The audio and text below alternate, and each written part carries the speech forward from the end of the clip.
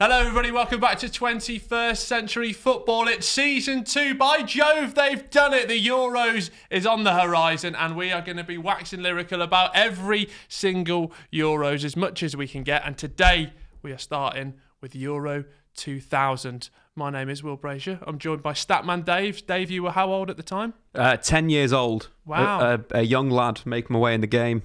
Were Excel spreadsheets about them? What were you doing for yourself? I think Football Manager, the first one I played was CM 0001. Right, nice. And honestly, I think that was the best one I've ever played. Yeah. I played in central midfield with Edgar Davids and Zinedine Zidane. Were you called Statman Dave? I was called David O'Brien, and I was one of the best central midfielders in world football.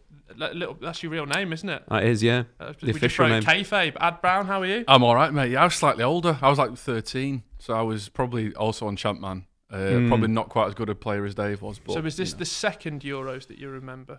Yeah. I remember '96. I was kind of got caught up in the wave of that. Yeah. But then 2000 was the first one that I could properly get my teeth into and be like, right, okay, I understand everything now. Like, I understand how it all works. In '96, I just lost my head and was just cheering just randomly because everyone else was. But yeah, this one was like the first one where I took it quite seriously. We are, of course, going back to our old friend Wikipedia, which is the font of knowledge. And Ad, I believe you're kicking us off with just some facts to set the scene. If you just close your eyes, and it's the year 2000. Yeah, so interestingly, the thing about Euro 2000 was it was the first time a Euros was co-hosted and held in more than one nation. So if you think back, it was Belgium and the Netherlands, and then the 16 qualifying teams. Belgium, obviously, Netherlands, you automatically qualify when you host it. Czech Republic, Norway, Sweden, Spain, Italy, Germany, France, Romania, Yugoslavia, Portugal, Denmark, England, Slovenia, and Turkey as well. Love that. Dave, where are you taking us? A high-scoring tournament with a number of excellent matches, high-scoring games, which I imagine we'll talk about later on. Very high standard of football as well. Euro 2000 is named by many football writers as one of the greatest international tournaments ever. I think we've got to question that. Yeah, no, people like Brazil World Cup.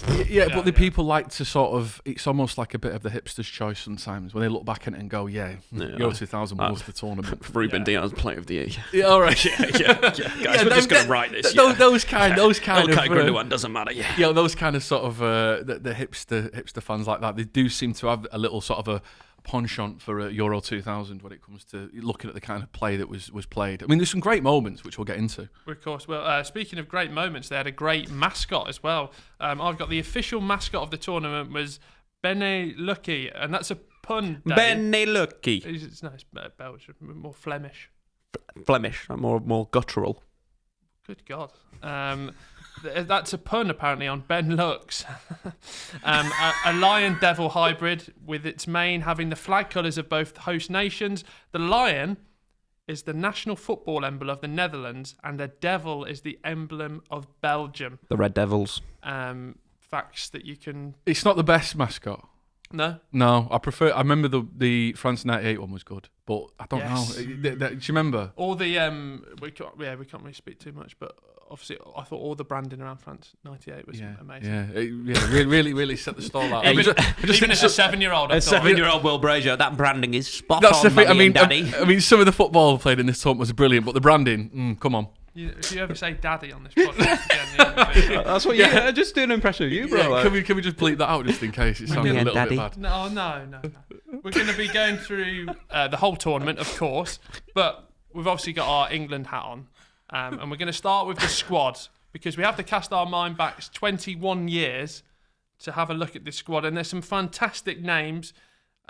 Dave, what's the big one standing out for you? I'll start. Thanks. Great question. Nigel Martin for me. I think I wanted to be a keeper at that age and thought I had a real good chance. And I had the goalkeeper jersey. Yeah. A nice sort of, would you say like a mustard yellow? Yeah, yellow? I'll give you that. Mustard yellow? I think the thing with this squad is, Go on. Will, is that I think that Keegan at the time, who obviously was the England manager for anyone doesn't know he was managing England at the time, he had that kind of, he was in a difficult situation. We had a lot of good young players that came through that ultimately we saw in the Euros following that. Yeah. And it was kind of that, is he going to take them or is he not? And he kind of went with the old guard, really. You know, the players that had been in the previous Euros, he started kind of a bit of a hangover from some of those players. And it was really about what's he going to do? Is he going to kind of go with the youth? There's quite a lot of names that he could have thrown in there, which maybe weren't quite ready. I know Rio Ferdinand didn't make it. Kieran Dyer was one of the players that was potentially going to quite make it into the squad. But ultimately, he went with the older players, more experienced. But I don't know if clearly it didn't work. But I just think that at the time, there was a lot of pressure on him to go with the younger players. I mean, there's some of the players that got in there. Dennis Wise.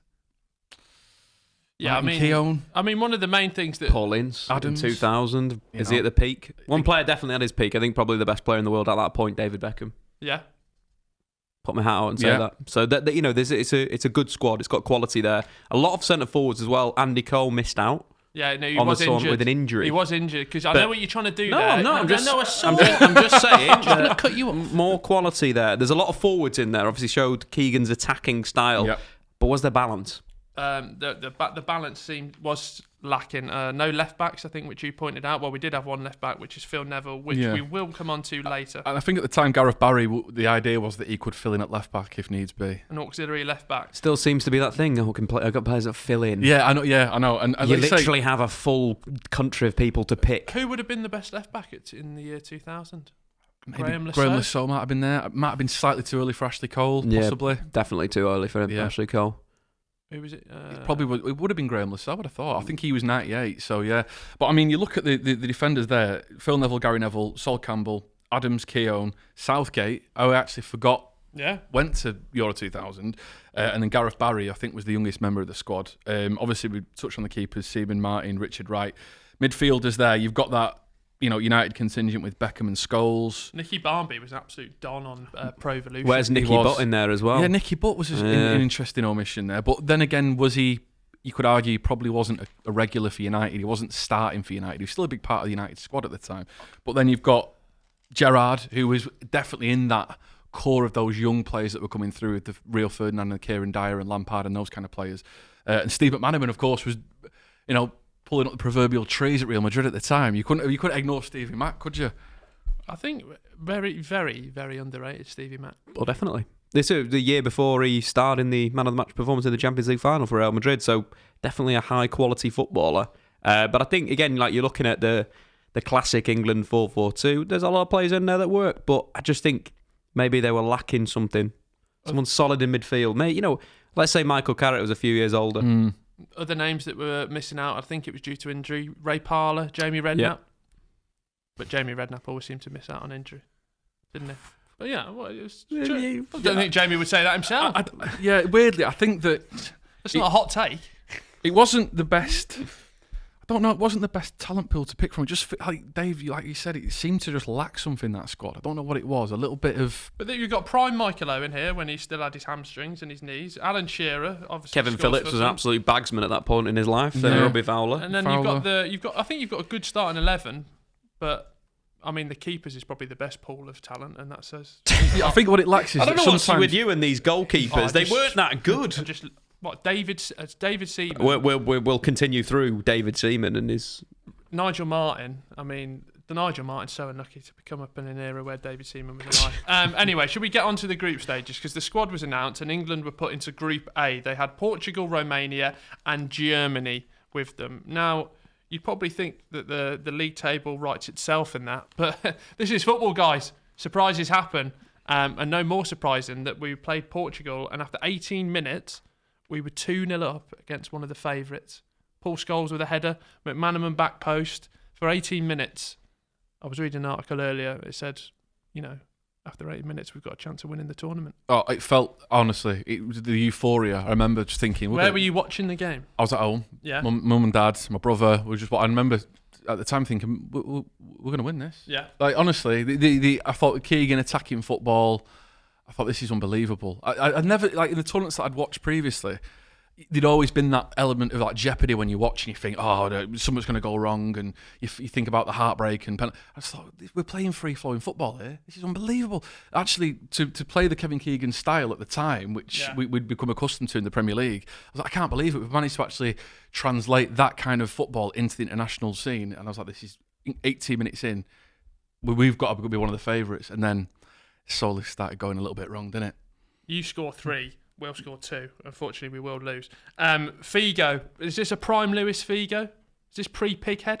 Yeah, I think it's a very, very good Luis Figo, but I think Rui Costa was probably the star of the show. He was incredible. And I think that's something that when you look at the England side and set up one position that potentially would cause them trouble in a sense is a number 10 playing between the lines. And obviously we're talking years before the holding midfielder, the Makelele role. So definitely a problem for England dealing with players like Rui Costa, a fantastic footballer who had a very, very good tournament. But yeah, Figo, there's a lot of talent in there in that Portugal team. But I do feel with England, look, you're 2-0 up. This is why England don't win international tournaments. Like, where's your game management? Where is your ability to sit a bit deeper and play on the counter attack? Like, there's so many examples of England teams that just don't have it quite right. Yeah. And being 2-0 up in a game, in a group where you've got Germany, you've got Romania. Yeah, I don't underestimate Romania, and I think that advantage and the quality that England had, they should have done more. I mean, the thing is, you mentioned like Rui Costa. A lot of people have described this as being almost the tournament of the number 10, where we start seeing that kind of transition of play, where you're getting those players in the pocket. Rather than a flat 4-4-2. Yeah, obviously it took England quite a lot longer to catch on. They're just coming onto it. Yeah, exactly. We're not quite there yet, I don't think. But, you're starting seeing, the Zidanes, the Rui Costa, those kind of players that can make something happen. And for, English players, probably weren't really used to it, because obviously week in, week out playing the Premier League, you're not really getting players that have that ability. I think you did have a few. You had Eric Cantona, Zola. Yeah, to name a few, but not English players in a sense. And I think that might be where you look at it and the management as well. 2 centre forwards throughout the entire game. Yeah, it works, but then I think defensively you need to be good. Yeah, and I think you look at the England midfield that played a lot of the tournament. It was quite an attacking midfield with Scholes, McManaman, Beckham, and then one player that you'd say like an Ince or a Wise. And I feel like that potentially was the downfall to this England side. Again, going back to it, the balance I don't think was quite right. Yeah. And they got opened up. They really did get opened up in certain games. I mean, Dennis Wise came on in a couple of games, and he was out on the left, which. Well, 4 years later, he was managing Millwall. Yeah, exactly. Yeah, exactly. It was. I like to say the balance was a little bit off. But then obviously after the Portugal game. Well, I just wanted to mention in the Portugal game, the Luis Figo absolute thunder bastard, which good goal. David Seaman, probably one of the greatest goalies of all time. Don't look at me like that. I imagine, Will, you were watching going. I was trying to grow a ponytail and a moustache at the age of 9. I thought you were thinking the best goalkeeper of all time. Nigel Martin should have a word with yourself. Is that a real moustache? Yeah. But yeah, absolute thunder bastard from him. And then I forgot. Maybe it says about my brain power, but we beat Germany at a major tournament. Yeah. And that's just gone under the carpet. Alan Shearer. Yeah, I mean, the problem with that was that I remember watching the game and thinking, oh my God, we just beat Germany. But then we quickly found out that Germany were absolutely awful in that tournament. In the German squad, there's a 39-year-old Lothar Matthäus. Yeah. What a player. Mehmet Scholl as well was an absolute baller in the day. But they were going through a very similar thing to. They were actually probably a couple of years ahead of what England were going through. They redesigned their entire FA after this. Yeah, exactly. They redesigned everything. They redesigned their coaching strategy, player recruitment, player development. That's why Germany are number 1 right now. This is one of the tournaments that kicked them, and they realised we aren't actually very good anymore. Yeah, because they're coming from an era here where they're playing a sweeper for the majority of the 90s. Obviously, we're not allowed to talk about that, but players like Matthias Sammer in a back 5 having a free role, and Germany had to move on. I think this is the tournament where 1 point at the Euros wasn't good enough, and I think they identified that. Whereas obviously we didn't identify that and continued doing the same thing. We got 3 points. Yeah, we got 3 points and we got knocked out. Obviously Romania, we can't discredit them, but England should be beating this Romania team with the talent that England have. Yeah. Well, let's go into it, because it comes down to the final game of the group stages. England just need to get a point against Romania. Romania side that we're accustomed to as well from the World Cup. We go 1-0 down, Shearer gets a penalty. We go 2-1 up. And then in the 89th minute, after an equaliser, Phil Neville flings out a leg. I was actually down the park, and it's the first time I've ever heard like a swear word. No, well, I heard a cheer first, and then a big cry. But Phil just dangles a leg out, doesn't he, Adam? Well, wait, let me just analyse this. You were in the park, and I was. You heard a cheer, and then a big cry, Do you know what I was doing? I was actually wearing my England 2000 goalie shirt, just taking shots from my dad. Yeah. Yeah. And the trees were quite far apart, so it was actually quite good training for a 9-year-old as a goalie. That's good. But I just couldn't watch it. But people that did watch it, you two, I feel that he got a lot of stick after that, didn't he? He got a lot of grief. Rightly so. Yeah, but it was. I don't know. I mean, classic England fan revisionist. David Beckham got sent off in '98. Phil Neville caused all the problems. Anti-United agenda. The thing about it is that part of me thinks, yeah, all right, it was a rash challenge or whatever, and he stuck a leg out, but we shouldn't have been in that position anyway. Correct. Like you said, Dave, we should have been battering Correct. Romania. We should have been we shouldn't have been like trying to hang on for a 2-2 or whatever. That's enough. We should have been 3-0 up. And if you give a penalty away and it goes to 3-1, we still won anyway. But it was desperate. It was desperate stuff. And I think at that point, it was a lot of people obviously over the years had really questioned Kevin Keegan's technical nous and ability. But at that point, I thought, yeah, he's not that good. Whoa, what are you doing there? If you want to hear more about the knockout stages and listen to the full podcast, click the link in the description down below and you can hear the full podcast in all its beauty.